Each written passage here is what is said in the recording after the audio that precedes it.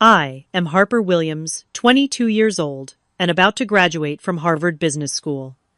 Last week, I called my parents to finalize graduation plans. Dad answered with his usual brusque tone. "We cannot drive you to the ceremony. Take the bus, we are buying your sister a Bentley," he said, without hesitation. Cassandra was only graduating high school.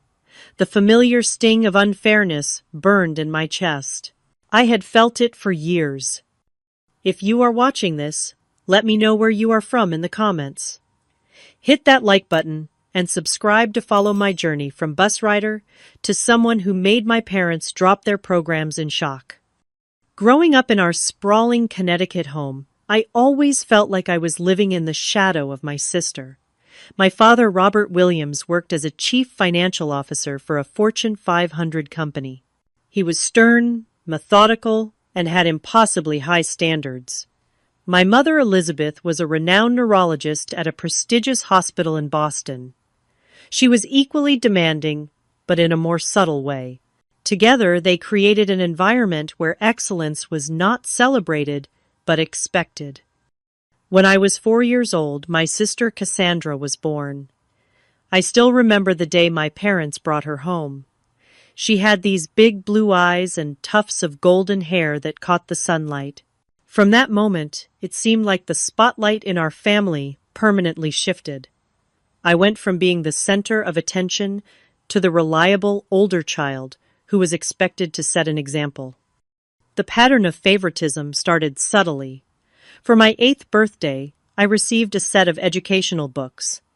2 months later, Cassandra turned 4 and was gifted a lavish princess party complete with a pony in our backyard. I told myself it was because she was younger and needed more attention, but as the years passed, the disparity only grew more obvious. Our family vacations became centered around Cassandra's interests. If she wanted to go to Disney World, we went to Disney World. When I expressed interest in attending a science camp instead of our annual beach trip when I was 12, my mother patted my head and said, "Maybe next year, Harper. Next year never came." School achievements were another area where the double standard was painfully clear. I worked tirelessly to maintain straight. As joining every academic club and competition I could, my report cards were met with cursory nods and comments like, "That is what we expect from you, Harper." Meanwhile, Cassandra would bring home B's and C's and receive effusive praise for trying her best or showing improvement. By the time I reached high school, I had internalized that I needed to work twice as hard for half the recognition. I joined the debate team, became editor of the school newspaper, and took every advanced placement class available. I studied until midnight, most nights fueled by the desperate hope that eventually my parents would look at me with the same pride they showed Cassandra when she got a minor role in the school play. My sister and I had a complicated relationship. I never blamed her directly for our parents' favoritism. How could I? She was just as much a product of their parenting as I was. But there was an undeniable distance between us. Cassandra grew accustomed to getting whatever she wanted. She never had to work for anything or face consequences for her actions. When she crashed her first car at 16, a brand new Audi, my father simply bought her another one the next day. When I had asked for help buying a used Honda for college, he told me to save up from my part-time job. The most painful memory came during my senior year of high school. I had been named valedictorian, an achievement that represented years of relentless work and sacrifice. The ceremony was scheduled for a Tuesday evening in May. When I reminded my parents about the date, my mother winced. "Oh, Harper, that is the same night as Cassandra's piano recital.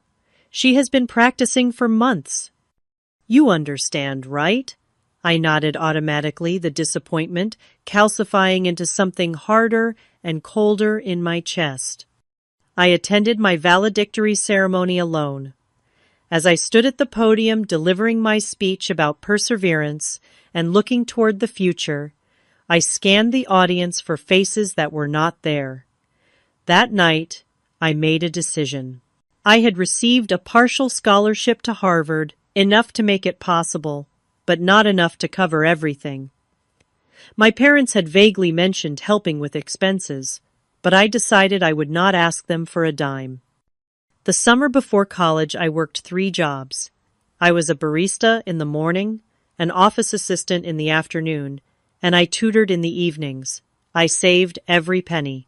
When August came, I packed my belongings into 2 suitcases. My parents seemed surprised when I declined their offer to drive me to Cambridge. "I have got it covered," I told them, wheeling my suitcases to the door. My mother looked momentarily concerned. "Do you have enough money for the semester, Harper?" I nodded. "I have been saving." My father glanced up from his newspaper. "College is expensive. Do not waste your money on frivolous things."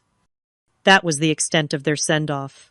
Meanwhile, Cassandra was starting her freshman year of high school with a complete wardrobe overhaul and a new MacBook Pro.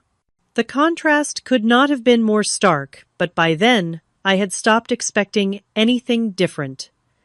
As I closed the door behind me, I felt a strange mixture of sadness and liberation. I was finally going to build a life that was entirely my own. My first semester at Harvard was a brutal awakening. While many of my classmates were focusing solely on their studies, I was juggling a full course load with 3 part-time jobs.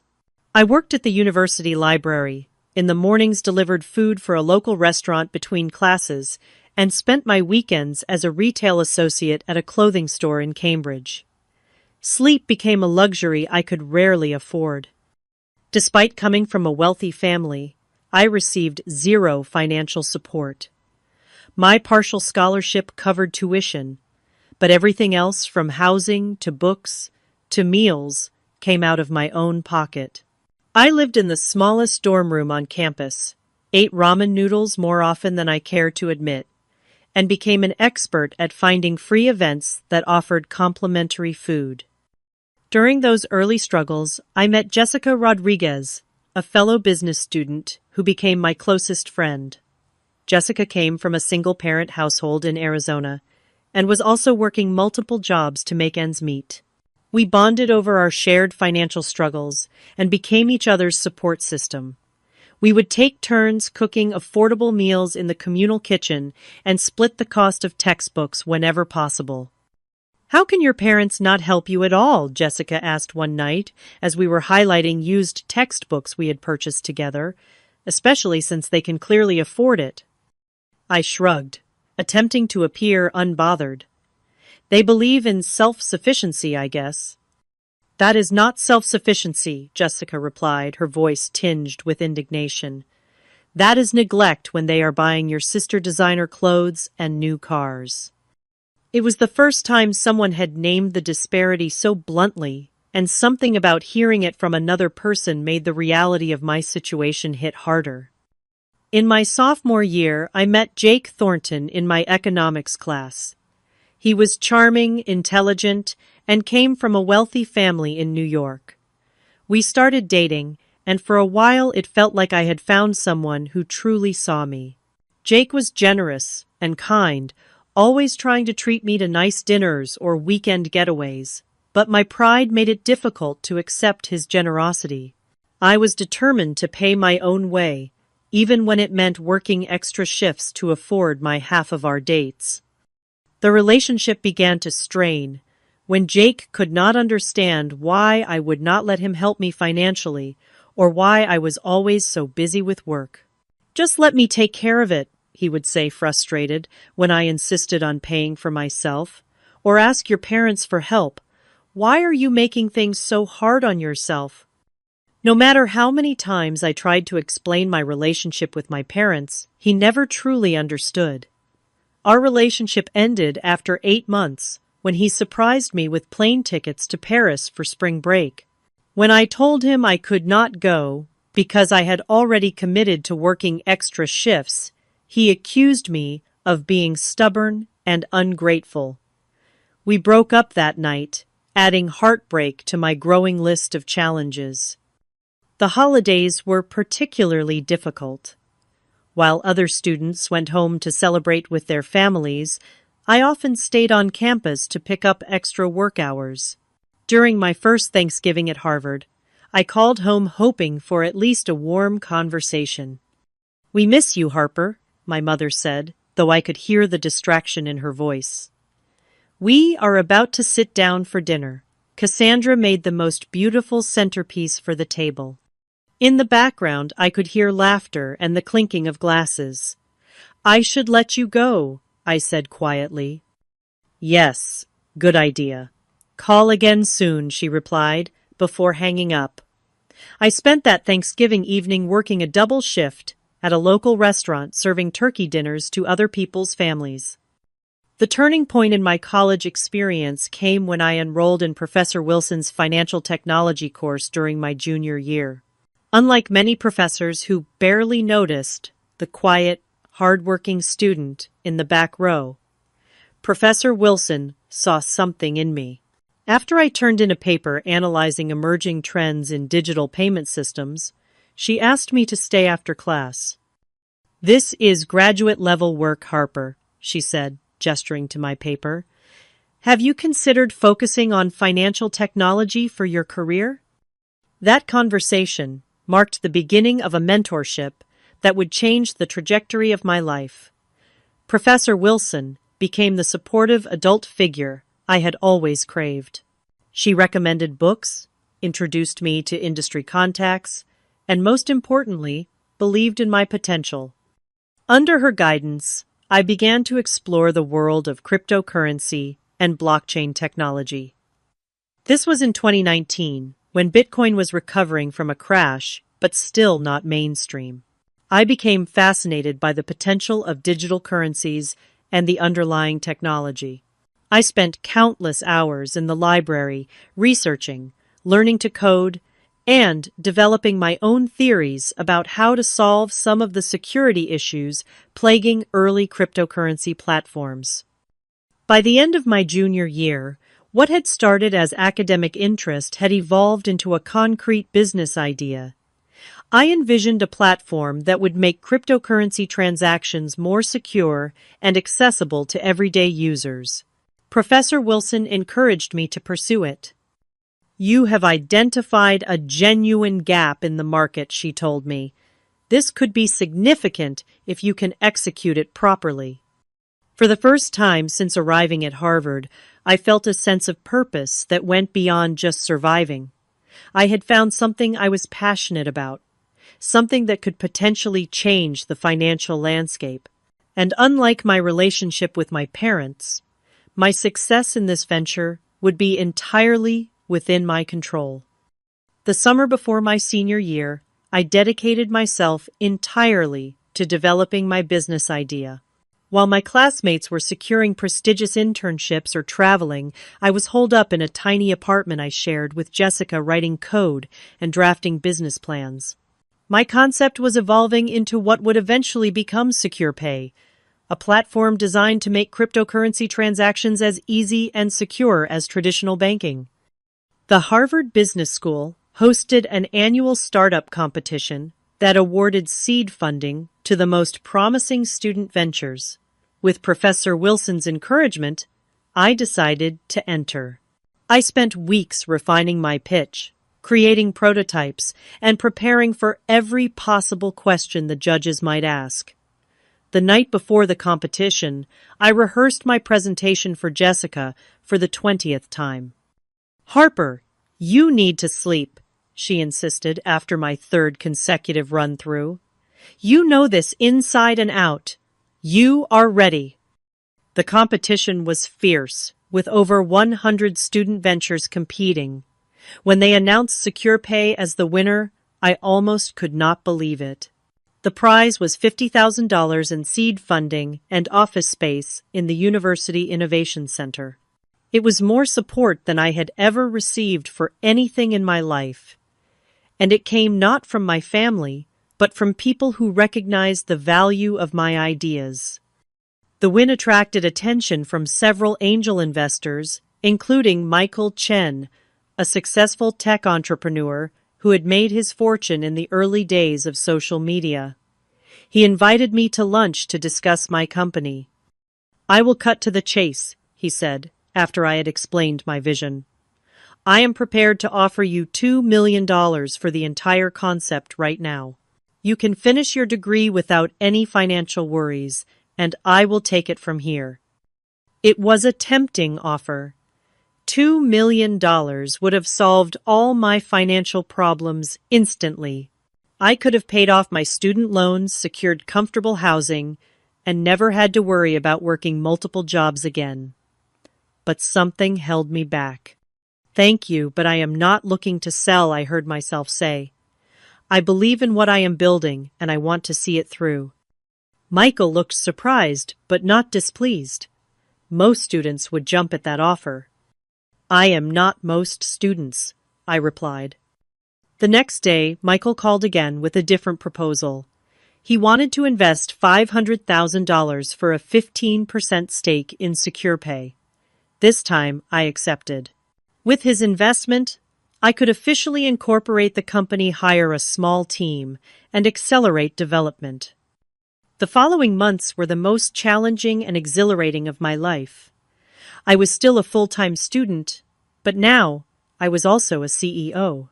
I hired 2 brilliant computer science students as part-time developers and a graduate student with marketing experience to help build our brand. We worked out of a cramped room in the Innovation Center, often coding until the early hours of the morning. There were moments when it all seemed impossible. 3 months after we started, we discovered a critical flaw in our security protocol that required rewriting almost half of our code. I did not sleep for 4 days straight as we worked to fix it. Then one of our developers quit unexpectedly, leaving us shorthanded just before an important deadline.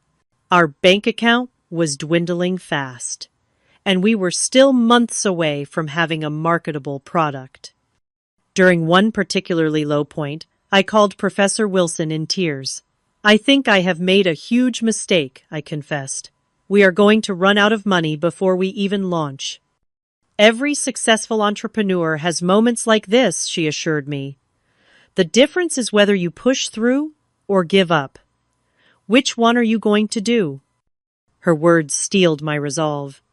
I doubled down on our efforts, took on even more of the coding myself, and reached out to my network for additional resources. Jessica, despite having no technical background, offered to help with administrative tasks for free on evenings and weekends. We survived that crisis by sheer determination. The breakthrough came in March of my senior year. We finally perfected our proprietary security algorithm, which allowed cryptocurrency transactions to process 30% faster than any existing platform while maintaining bank-level security. When we demonstrated the technology to Michael, he immediately recognized its potential. "This changes everything," he said, watching our demonstration. "How quickly can you prepare for a Series A funding round?"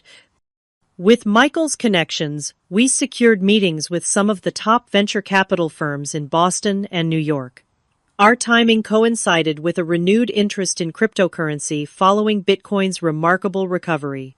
After a whirlwind month of pitches and negotiations, we closed a funding round of $50 million at a company valuation of $700 million. The investment news made ripples in the tech and finance communities. But I decided to keep a low profile. I did not give interviews or make public statements. More importantly, I did not tell my family about any of it. Part of me wanted to prove I could succeed completely on my own before revealing anything. Another part, if I am being honest, wanted to see their faces when they finally discovered what I had built while they were busy doting on Cassandra. By the time graduation approached, SecurePay had grown to a team of 30 employees. We had launched our beta platform to select users and were receiving overwhelmingly positive feedback. Our valuation had climbed to just over $1 billion, officially making my company a unicorn in startup terminology, and me a paper billionaire at 22 years old. Despite these extraordinary developments, I maintained my routine at Harvard, completing all my coursework and preparing for graduation. Only a handful of people knew about my company's success, and I preferred it that way. Professor Wilson, who had watched my journey from the beginning, could barely contain her pride.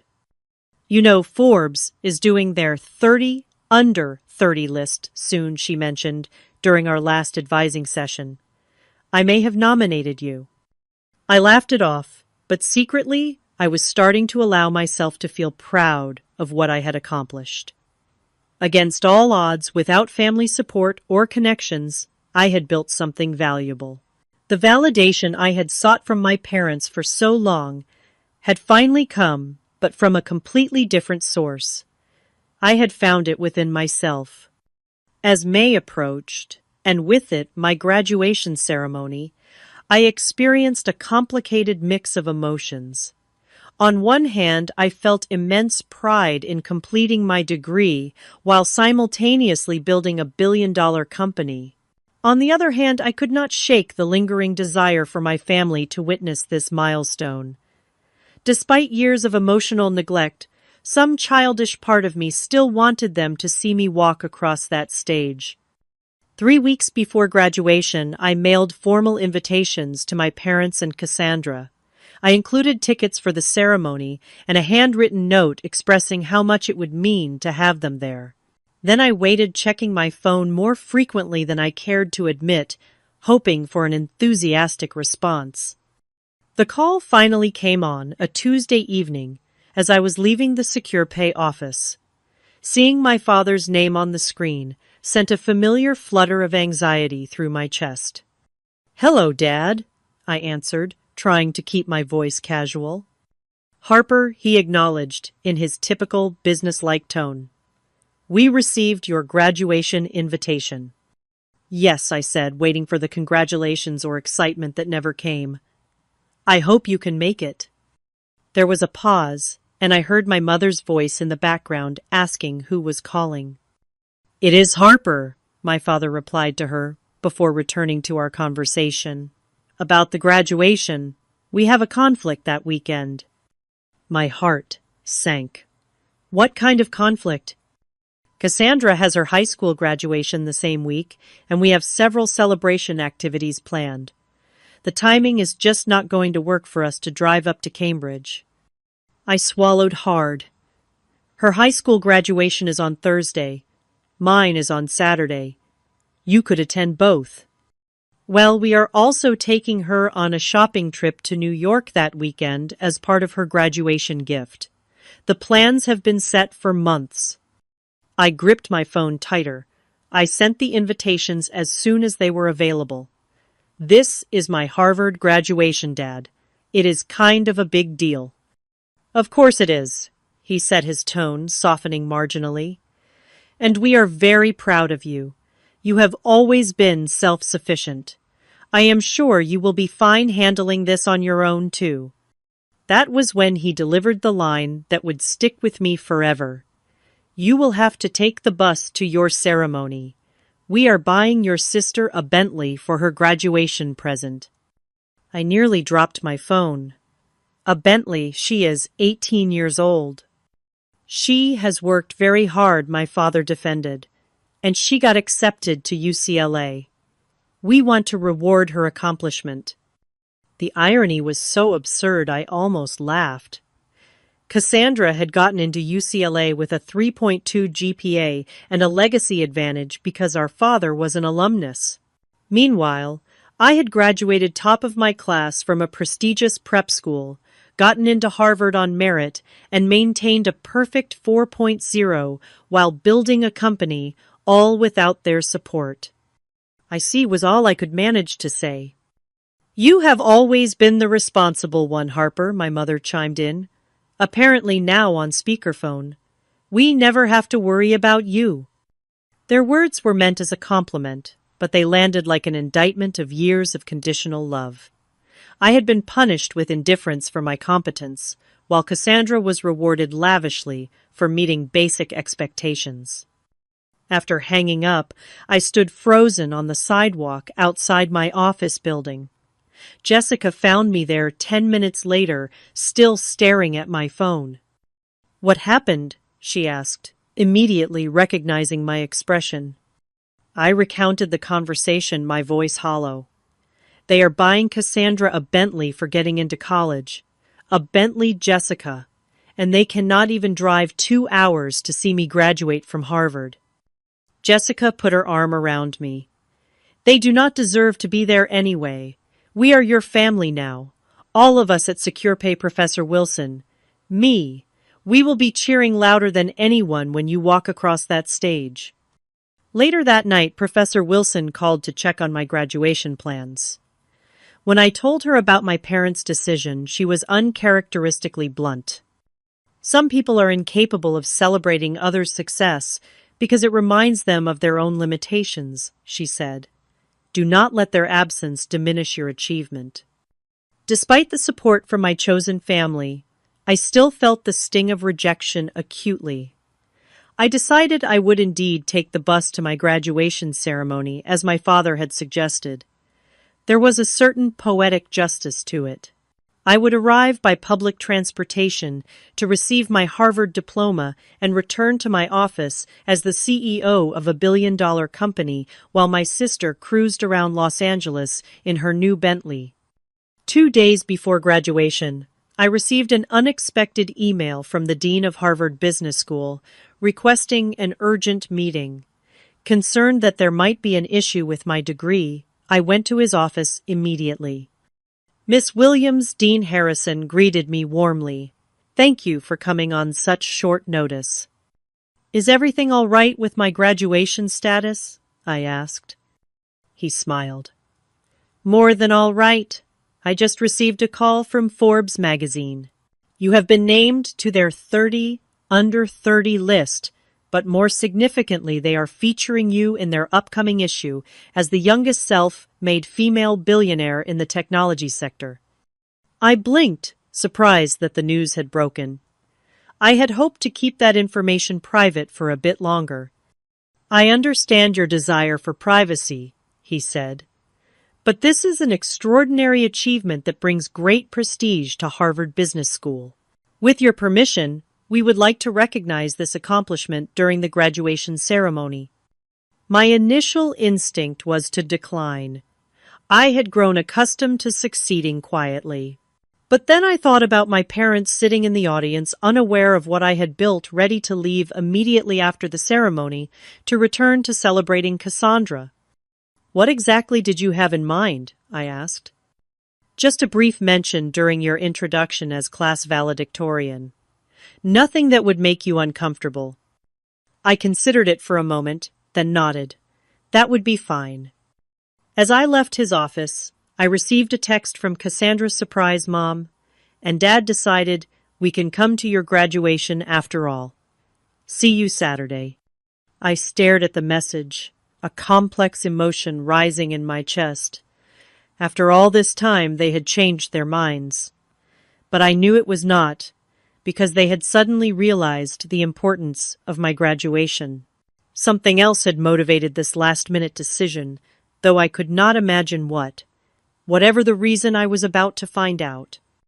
Graduation day dawned clear and beautiful, the kind of perfect May morning that makes Cambridge look like a postcard. I stood in front of my mirror, carefully adjusting my cap and smoothing the robe over my dress. Despite knowing my parents would now be attending, I kept my original plan to take the bus to campus.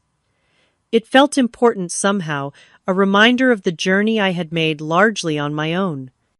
The public bus was nearly empty that early on a Saturday. I sat by the window watching the familiar streets pass by, reflecting on how far I had come since arriving as a freshman 4 years earlier. My phone buzzed with messages from my team at SecurePay, wishing me congratulations, along with one from Jessica saying she had saved seats near the front for herself and Professor Wilson. When I arrived at Harvard Yard, The transformation was stunning. Rows of white chairs lined the lawn, and crimson banners hung from every available surface. Families were already gathering, taking photos, and embracing their graduates. I scanned the growing crowd, wondering if my family had arrived yet. I spotted them near the registration table. My father, in his customary dark suit, my mother, elegant in a pale blue dress, and Cassandra looking bored as she scrolled through her phone. They had not noticed me yet, giving me a moment to observe them. They looked exactly as they always had, yet somehow I felt like a completely different person, seeing them through new eyes. Taking a deep breath, I approached. "You made it," I said. My mother turned her face, lighting up with a practiced smile. "Harper, look at you, all ready for graduation." She leaned in for a brief hug, the scent of her expensive perfume enveloping me momentarily. My father offered a firm handshake instead of an embrace. The traffic was better than expected. Your mother insisted we leave at dawn. Cassandra finally looked up from her phone. "Congrats, sis. Can you believe they dragged me out of bed at 5 in the morning for this?" "I appreciate you coming," I said, meaning it despite everything. Some small part of me was still that little girl desperate for their approval. "We would not miss it," my mother said, though we both knew that had been exactly their plan until very recently. I wondered again what had changed their minds. Our awkward family reunion was interrupted by an announcement asking graduates to gather for the processional. "I have to go line up," I said. "There are reserved seats for family in the third row." As I walked away, I heard Cassandra ask, "Do we really have to stay for the whole thing?" The ceremony began with all the pomp and tradition Harvard is known for. We marched in to pomp and circumstance, took our seats under the warm sun, and listened to the opening remarks from university officials. As valedictorian, I would be giving a short speech after receiving my diploma, something I had prepared weeks ago, but revised significantly the previous night. Dean Harrison approached the podium for the conferring of degrees. The business school graduates were called first with special recognition given to those with highest honors.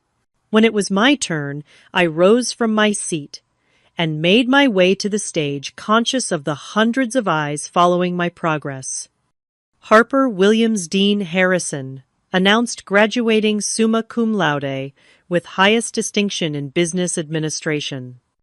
I crossed to center stage, shook his hand, and accepted my diploma. I expected him to continue with the next name, but instead he held on to the microphone and added, "Ladies and gentlemen, I have the extraordinary privilege of announcing that Miss Williams is not only our class valedictorian, but has recently been recognized by Forbes magazine as the youngest self-made billionaire in this year's graduating class, having founded SecurePay, a financial technology company revolutionizing cryptocurrency transactions." A collective gasp rose from the audience, followed by enthusiastic applause. I risked a glance toward where my family was sitting. My father had literally dropped his program, the pages scattering at his feet. My mother sat frozen, her hand covering her mouth. Cassandra was staring at me with her jaw open, for once completely disengaged from her phone. The dean gestured for me to take the podium for my valedictory address. As the applause continued, I adjusted the microphone and unfolded my speech. Looking out at the sea of faces, I spotted Jessica and Professor Wilson beaming with pride in the front row. My family remained stunned in their seats, my father now bent over, retrieving his fallen program with shaking hands. 4 years ago I began. Many of us arrived at Harvard with dreams, ambitions, and more than a little fear of the unknown. We came from different backgrounds with different resources and support systems, but we shared a common goal to learn, to grow, and ultimately to make our mark on the world. I continued with my prepared remarks about perseverance, innovation, and finding purpose. I spoke about the importance of self-belief and resilience when faced with obstacles. At no point did I directly reference my parents' lack of support or the struggle I had endured. This moment was about celebration, not retribution. Success is not measured by the recognition we receive or the wealth we accumulate, I said, near the conclusion, but by the obstacles we overcome and the person we become in the process. Every one of us graduating today has a unique story of challenges faced and conquered. Mine involved building a company between classes and discovering that I was capable of far more than I had been led to believe. As I finished my speech to thunderous applause, I saw my classmates rising to their feet. Many of them had no idea until today about my company or its success, having known me only as the quiet, hard-working student who was rarely seen at social events because she was always working. Their faces showed not just applause, but a new respect. I returned to my seat, my heart pounding. For the remainder of the ceremony, I felt oddly detached, as if watching the proceedings from a distance. When the final graduate had received their diploma and the closing remarks concluded, we tossed our caps into the air with joyous abandon. In that moment, surrounded by falling caps and celebrating peers, I felt a sense of completion that had nothing to do with my family's presence or approval. As graduates and families began to mingle on the lawn, I was immediately surrounded by classmates offering congratulations and asking questions about Secure Pay. Professors I had studied under came to shake my hand, some admitting they had no idea I had been building a billion-dollar company while acing their courses. The dean of the business school introduced me to several important alumni donors. Through the crowd, I could see my family attempting to make their way toward me.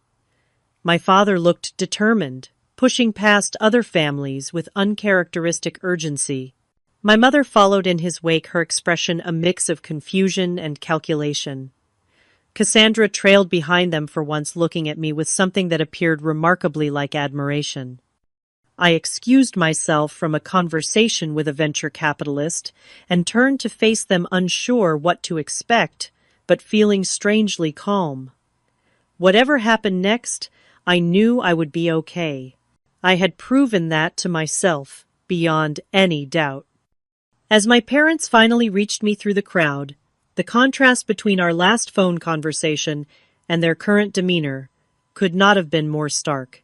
My father, who had so dismissively told me to take the bus just days earlier now, extended his arms for an embrace with a broad smile I had rarely seen directed at me. "Harper!" he exclaimed, loud enough for those nearby to hear. "Why did you not tell us about your company? $1 billion valuation. This is extraordinary." I accepted his hug stiffly, noting how different it felt from the genuine warmth of Jessica's embrace or Professor Wilson's proud handshake earlier. "It never seemed relevant to our conversations," I replied evenly. "You were always so focused on Cassandra's accomplishments." My mother stepped forward, next, her social smile firmly in place. "Darling, we are so proud of you. A billionaire at 22. You must tell us everything about this company of yours." The sudden interest was jarring after years of indifference. I could almost see the calculations happening behind their eyes, the rapid recalibration of my value in their estimation. "Secure Pay has been my focus for the past 2 years," I explained, keeping my tone professional. "We have developed a secure platform for cryptocurrency transactions that addresses many of the security concerns that have limited mainstream adoption." 2 years, my father repeated. "You have been working on this while completing your degree. Why did you not ask for my help or advice? I have considerable financial experience that could have benefited you." The question struck me as so tone-deaf that I almost laughed. "I did not think you would be interested. You made it clear early on that I was expected to handle my education independently." Several of my classmates were still hovering nearby, clearly intrigued by the family dynamics playing out before them. I spotted Jessica making her way toward us, her expression concerned. She had heard enough stories about my parents to recognize when I might need backup. "Mr. and Mrs. Williams," Jessica said, as she joined us, extending her hand. "I am Jessica Rodriguez Harper's friend, and now Chief Operating Officer at SecurePay. Your daughter is the most brilliant person I have ever met. You must be thrilled to have raised such an innovator." My father shook her hand automatically, his business instincts taking over. "Of course, very pleased.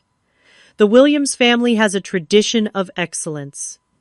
Cassandra, who had been unusually quiet, finally spoke up. "Is it true what they said? You are actually a billionaire now?" There was no jealousy in her question, just genuine curiosity and perhaps a hint of awe. For the first time, I wondered if Cassandra had been as trapped in our parents' dynamics as I had been cast in the role of the indulged favorite, just as I had been cast as the overlooked achiever. "On paper, yes," I answered her directly. "The company is valued at just over $1 billion, and I retain majority ownership." "That is so cool," she said simply. "I always knew you were smart, but this is next level." Her straightforward admiration felt more genuine than our parents' effusive praise. I found myself smiling at her, a real smile this time. My father cleared his throat. "We should celebrate this momentous occasion. I have made reservations at Le Méridien for dinner. The four of us can catch up properly, and you can tell us all about your business plans." I noticed the swift change in his phrasing. What had started as my graduation celebration had instantly transformed into a business discussion once he learned of my success. The restaurant he mentioned was one of the most expensive in Cambridge, the type of place he had never offered to take me before. "Actually," I said, "I already have plans this evening. My team has arranged a graduation party." "Surely you can reschedule with your employees," my mother suggested, her tone, making it clear she considered this the obvious solution. Family comes first, after all. The irony of her statement was breathtaking. These people are not just my employees. They are the ones who have supported me every step of the way. They are the ones who were there when I needed help, guidance, or just someone to believe in me. So no, I will not be rescheduling. My father's expression hardened slightly, the familiar look of disapproval returning. "Harper, I think you are being unreasonable. We have come all this way to celebrate with you." "You came because Cassandra wanted to attend," I corrected him. "Let's not pretend otherwise." Cassandra looked up from her phone. "Actually, I was the one who convinced them to come after I saw the article about you in Business Insider last week. They had no idea." I turned to her in surprise. "You saw an article about SecurePay?" She nodded. "I follow tech news. When I saw your name and photo, I showed them immediately. Dad did not believe it was really you until he looked up the company website and saw you listed as founder and CEO. The pieces suddenly clicked into place. My parents had not had a change of heart about my graduation at all. They had discovered my success and immediately recognized the potential advantage of being associated with it. The realization was both painful and oddly liberating. "I appreciate you encouraging them to come, Cassandra," I said sincerely. My father, apparently unwilling to let the dinner idea go, tried again. "We have a lot to discuss about your future, Harper. As your father, I can offer valuable insights about managing wealth and business growth. Perhaps we could join your celebration briefly and then have our family dinner afterward." I looked at him directly, seeing clearly for perhaps the first time the insecurity behind his controlling nature. "Dad, I have been managing just fine without your insights for 4 years. My company has excellent financial advisors, a strong board, and dedicated team members. What I wanted today was simply for my family to be proud of me, graduating from Harvard, not for what I have built or how much money I have made, but just for completing this chapter of my education. My mother placed a restraining hand on my father's arm as he began to respond. "Of course we are proud of your graduation, Harper," she said smoothly. "The business success is just an added bonus." "Is it?" I asked quietly. "Because when it was just Harvard graduation, you were planning to skip it entirely for a shopping trip to New York." An uncomfortable silence fell over our group. Several nearby families had stopped pretending not to listen. Cassandra unexpectedly broke the tension. "Can I come to your party instead of going to dinner with Mom and Dad?" she asked. "I want to hear more about your company, and honestly, I am tired of being the center of attention all the time. It is exhausting living up to their expectations." Her candid admission surprised me. Perhaps there was more awareness in my sister than I had given her credit for. "You are welcome to join us," I told her. "Jessica, Professor Wilson, and the Secure Pay team would love to meet you." My father frowned. "Cassandra, we had plans as a family." For perhaps the first time in her life, my sister stood her ground against our parents. "I want to spend time with Harper. You two can go to dinner without us." My mother looked between us, clearly calculating the social implications of the situation. Perhaps we could all attend Harper's celebration as a family. I shook my head. "I think it is better if we have some space right now. This is a lot to process for everyone. Cassandra is welcome to join my celebration if she wants to, but I am not ready to pretend everything is suddenly fine between us just because you have discovered I am successful." My father's face flushed with anger. "After everything we have done for you." "What exactly have you done for me, Dad?" I asked quietly. "I worked 3 jobs to put myself through college. I built my company without a dollar of your money or a word of your advice. I took the bus to my graduation ceremony today just like you suggested." He had no response to that, just tightened his jaw in the way I had seen countless times growing up. "I should go," I said, spotting more of my team arriving at the edge of the lawn.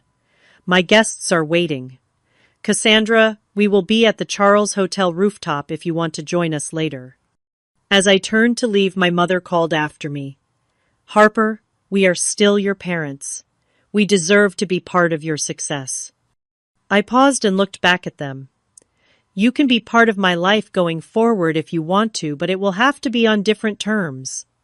I am not that desperate little girl seeking your approval anymore. I know my own worth now."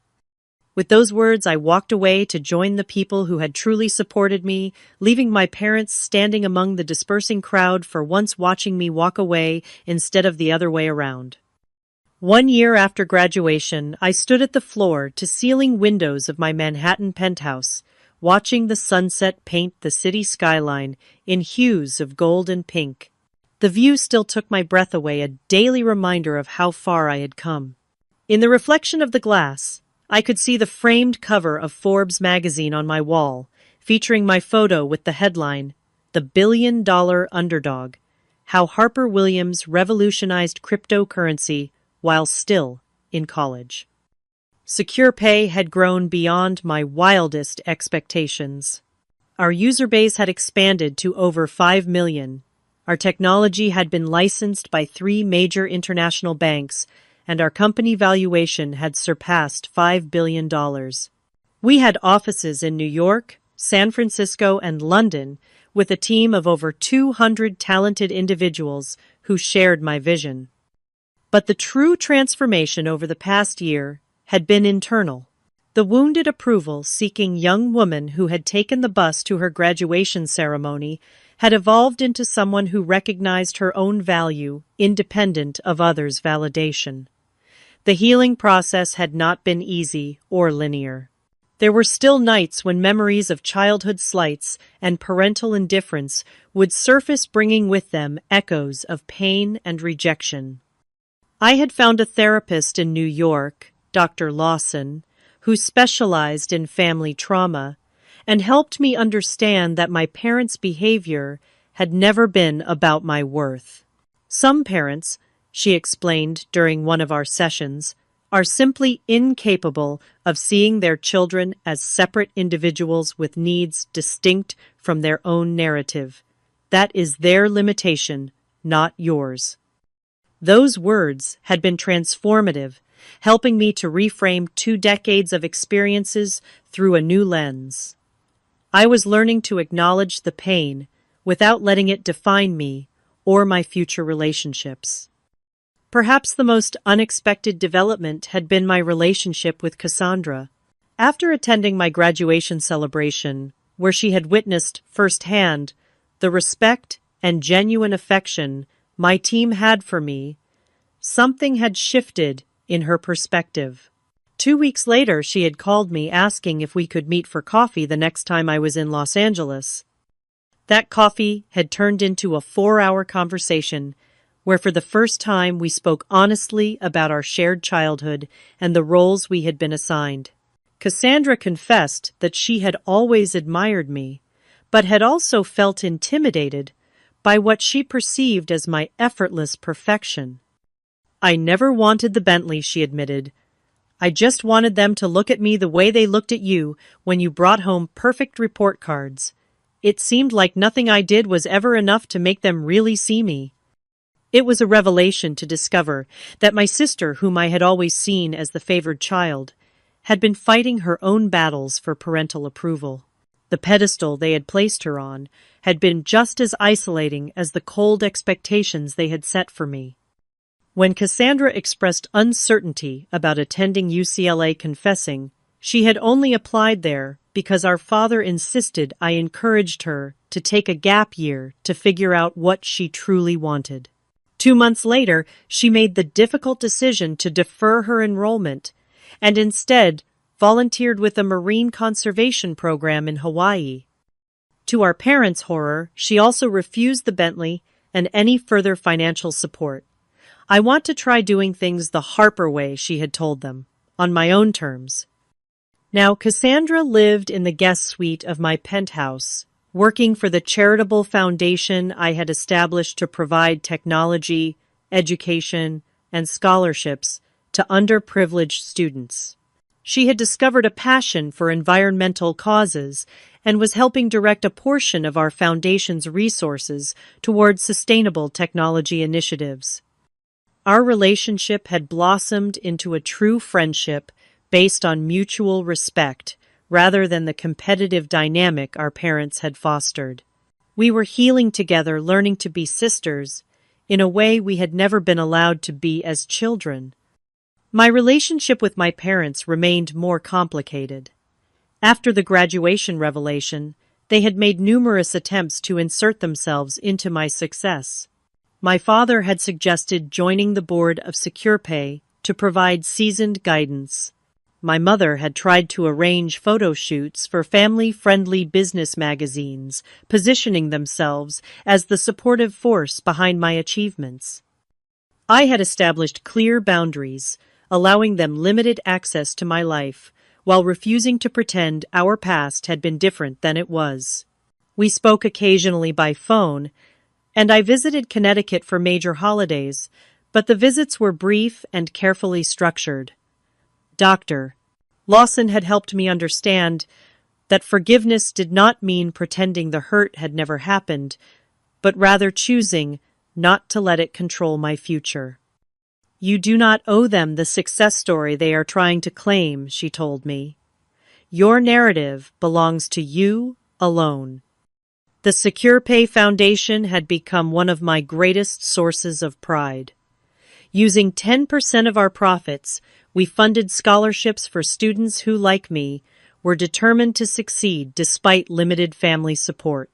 The foundation covered not just tuition but living expenses, books, and technology, needs ensuring that recipients could focus on their education without the exhausting juggle of multiple jobs. Jessica, now my official business partner and closest friend, oversaw the foundation while continuing her role as COO of SecurePay. Professor Wilson had joined our board of advisors after retiring from Harvard, providing the same thoughtful guidance to our company that she had once given to me as a student. These women, along with my team and my sister, had become the family I had created for myself. We celebrated holidays together, supported each other through challenges, and shared in each other's joys and successes. It was a different kind of family than the one I had been born into, but it was one built on genuine care and mutual respect. The most powerful lesson I had learned through my journey was that true strength comes not from the approval of others, but from the deep knowledge of your own capabilities. Every time my parents had overlooked me, every time they had chosen Cassandra, every time they had told me to handle things on my own, they had inadvertently helped forge the resilience that ultimately led to my success. The people who are meant to lift you up will do so without being asked. I had written in a recent blog post for young entrepreneurs. And sometimes the people who should support you the most are the ones who teach you to stand firmly on your own. Life had come full circle in ways I could never have imagined that day on the bus to graduation. The journey had been painful at times, but I would not change it. Every struggle had shaped me. Every disappointment had redirected me. And every moment I spent believing in myself when no one else did had strengthened my resolve. As the last rays of sunlight disappeared behind the city skyline, I turned away from the window to find Cassandra entering the living room. The foundation committee approved all 5 of the new scholarship recipients she announced with a smile, including that girl from Arizona who reminds me so much of you, the one who has been working 3 jobs to save for college. I smiled. Make sure she knows she does not have to take the bus to her graduation. We will send a car. Cassandra laughed. Or better yet, a Bentley. Our shared laughter was the sound of healing, of reclaiming our narrative, of transforming pain into purpose. The journey was not over, but I was no longer walking it alone or seeking validation from those unable to give it. I had found my own path, built my own success, and created a family that celebrated rather than diminished my light. And that, more than any business achievement or financial milestone, was the true measure of how far I had come. Have you ever felt overlooked by the people who should have been your biggest supporters? Or have you found your own chosen family who truly appreciates you for who you are? Share your experience in the comments below. And if this story resonated with you, please like, subscribe, and share it with someone who might need to hear that their worth is not determined by others' recognition. Thank you for listening to my journey. And remember that sometimes the greatest success comes from believing in yourself when no one else does.